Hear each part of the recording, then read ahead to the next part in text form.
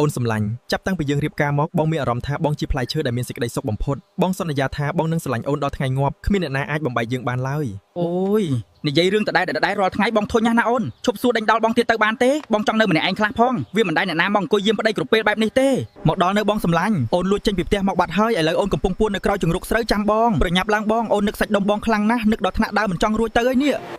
ព្រះអើយ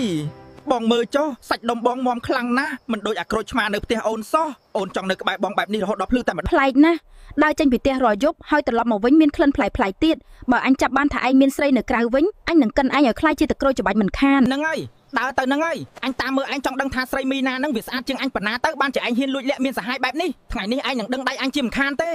អីគេហ្នឹងនោះមិនមែនជាស្រីទេតើវាជាអាទ្រព្យសាច់ដុំតើព្រះអើយភ្លេចខ្ញុំមិនច្រឡំទេមែនហេតុអ្វីក៏បងធ្វើដល់អូនបែបនេះអូនខំថែរក្សាបងគ្រប់យ៉ាងប៉ុន្តែបងបែរជាទៅស្រឡាញ់ប្រុសដូចគ្នាទៅវិញ